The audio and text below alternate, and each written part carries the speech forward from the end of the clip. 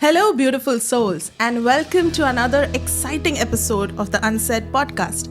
I'm Sneha, and today we're diving into a topic that's both deeply personal and super impactful: the connection between love, success, and the wounded inner child. Now, this might sound heavy, but trust me, it's a game changer. It's one of those things that once you start to understand, you can totally shift how you approach life, especially if you're juggling the demands of being a leader in a fast paced world. So, to help us crack open this fascinating subject, I'm beyond thrilled to introduce today's guest, the amazing Miss Kim. So, Kim is a powerhouse spiritual teacher for ambitious souls and the brilliant mind behind MIE Mind. So, without wasting more time, let's dig straight into Kim's conversation. Hello, Kim. Hello. Thank you so much, Sneha, for that amazing introduction. And big congratulations to Unsaid. Thank you so much. You know, you're the first person outside my family that I approached that, hey, Kim, what do you think about this idea? And I'm so glad you said yes to it, because had you said no, then I don't think we would be here. I know. And like we were chatting, that's something we all forget, that the power of our yes and our support and our cheer to one another really makes a difference. Makes a lot of difference. And I've known you for 8-9 years now. And thankfully. We both have been a part of corporate jobs, which we're going to talk about shortly. And then from there to this journey, and I've also been a part of this journey as well with you. And today we're sitting here and doing a podcast together, and it's an amazing feeling. And again, thank you for saying yes to this. You're very welcome. It's really a pleasure. Thank you for leading. You know, when we chatted, everyone has a voice. Yes. And everyone's purpose of sharing that voice is different. For me, it was like, yeah, do it. You've sang your way. You've created that stage and that presence. And when everybody else was grappling with what to do in 2020, for me, it was like, why is she asking? It's so... In my eyes, the way I see you, and in your eyes, the way you see you, I think if people started just saying out loud how we look at each other in good ways, in the way we're inspired, Sneha, that itself is a big deal. Like every time I talk to my friends, we're like, oh my God, this one looks so pretty. And we're not telling each other. I'm like, pick up the phone and tell them. Absolutely. You know? So yes. Yeah, and I still remember the moment when I messaged you and I was like, hey, Kim, listen, this is the idea. What do you think? And then you say, yes, of course. And I'm like, I look at my husband and I'm like, she Really? said yes. And he was like, who said yes to you? And I'm like, my friend, she said yes for the podcast. So I'm like, okay, super excited. So let's dig straight into what is this inner wounded child. You know, it's very important, I think, for people to understand a little bit more about it. So first, let's cover the myths, right, Sneha? People think you need to change or heal or access inner child wounding if you've had a bad upbringing. Yes, that is the extreme case. However, your inner child is just an inner child, and the wounds are the different stories that it makes. Now, the problem is, when we don't go and access that, as an adult, that little baby subconscious mind is running or ruling or ruining your life.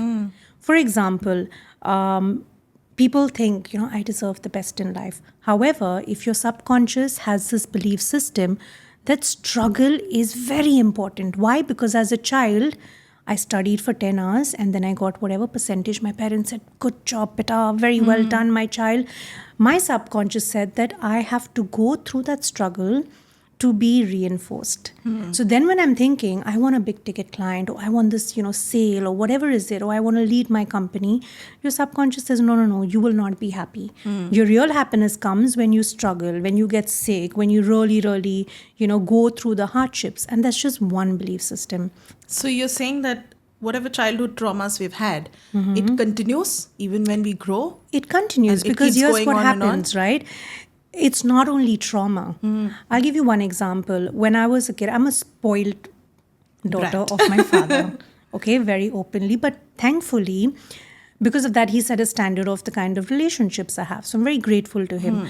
But because of his love, I was allowed to leave things half done. Swimming class, half done. Cycling, half done. This, half done. Half done, half done. For him, it was okay. You don't want to do it. I'm not going to force you. Don't do it. As I grew up and I started a business, in my mind, I'm like, you know what? I tried, I had fun, it's okay. No, dude. You haven't There's tried. money, there's responsibility. My child, well, she doesn't depend on me, but I have to do something. So that belief system, which was meant to nourish me as a child and give me a safe space, today is sabotaging me as an adult. So it's not only trauma. That's the first myth. People think that, oh, I have loving parents. Yes. No problem. I had good childhood. Exactly. That is not just the wound. That's a very apparent wound you want to heal.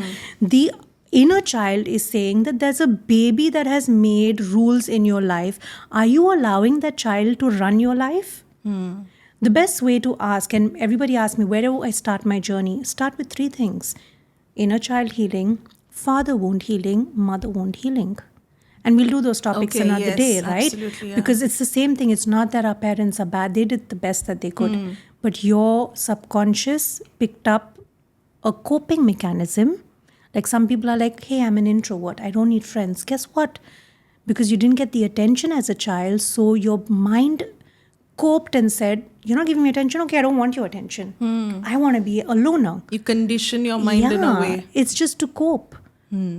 So knowing yourself goes back to saying what parts of me were not chosen by my adult self. And by adult, I don't mean age adult, but my soul adult self. Because your first part of your life is you adapting to being a human. You're adapting, your sense of self is very dependent on your reinforcements by your parents, your teachers, your neighbors, your siblings. And not everyone has their journey, right? Today, when we're our age group, we're learning, we're figuring, we're still going through moments of insecurity, many, many moments. We're going through moments of, I'm not worthy enough, or am I looking good, or am I not? Absolutely. And that is getting displaced onto our children, even without intention, just because of that energy being there. So that is why wounded inner child healing is just about saying, I want to go back and see the system that's running me. First of all, it shouldn't be my inner child. My inner child has to be healed and kept at the side. I want to lead my life by my highest version. And your highest version is, if people want to call it higher intelligence, or in my world, it's called your higher self. That's where you choose that part. Yeah, so there's so much of difference, right? When we met back in the day, I don't know, probably 8-9 years ago in that corporate job, and then today, mentally we are so different, right? Exactly. As human beings, and together with our relationship, like the way it started to what we are now, it's changed so much. And it's very strange that like I've been mentioning that you were in a corporate job. What made you switch completely from a desk job that you used to do to what you are now? And that I loved. Very important, That you right? loved, That I okay. loved. I think life happened, and as many of you might know, I'm very dramatic. So one day I'm sitting at a job, I manifested. I'm like, if I die today, will my soul be happy? And I'm like, no, I'm going to haunt everybody. Yeah. And then I went double-clicked on that question. I'm like, then what do I want to do? I'm in a job I like. I report to CEO. I have a lot of allowance to do whatever the hell I want to do in the workspace. But I'm just not happy. I'm happy on paper. This part is like... Physically, you're happy. It's on basically. paper. Everything Yeah. looks good that you Physically, would yeah. want. It's like, yeah, I got this, I got this, I got this, I got this. Everything is there. But in my heart space, I was dying. Yeah. The frustration, it was showing on my face. You go back to my old pictures on Facebook, I think I look way younger than I used to back then. Yes, absolutely. That That feeling of inadequacy and not and feeling not even satisfied. that, it's like, people think that, why are you sad? You have everything. That was my mindset. I'm grateful because I have what others didn't have, or I have today what I didn't have. What's my problem? That's another mindset. You can be in gratitude and still go through those moments of, this is not enough, because there's a dissonance of the life you're living to the life your soul is asking you to live, right? And that is what was my phase. And I was like, you know what? Let's just get this done. And for me, the biggest grounding experience always has been yoga. So I started training for yoga. I went there. I made loads of mistakes because you're used to getting a salary. On Yes, 20th, you're looking at absolutely. everybody's energy change and you're like, I have no message. Somebody make a mistake Yeah. and send me that message. So that's the thing I wanted to ask you, because now that you're saying, because a lot of people say, I hated my job. That's the reason I switched to something that I got called for. Now you said that you loved doing what you did. Totally. So now that decision would have been so difficult for you. Like, I can't even imagine myself being there. That moment when you decided that, hey, you know what? I love this, but I want to quit this. I want to do something that I love more. What was that? Such a good question. Calling. My happiness, quote unquote, was the job, the price tag to the job, the position, which is my happiness that was Yeah. made by my inner wounded child. Because I was reinforced that work hard, you'll give your daughter a good life. And, well, not in our department, the department that I came from, I used to go to office at 7:30, come home at 9:30. Wow. Then get into the kitchen. And then my Saturday, Sundays were fixed for a migraine.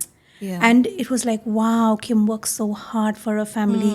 And I'm happy, quote unquote, in my head, because that's all my body remembered. My nervous system had that as a grounding, that's happiness.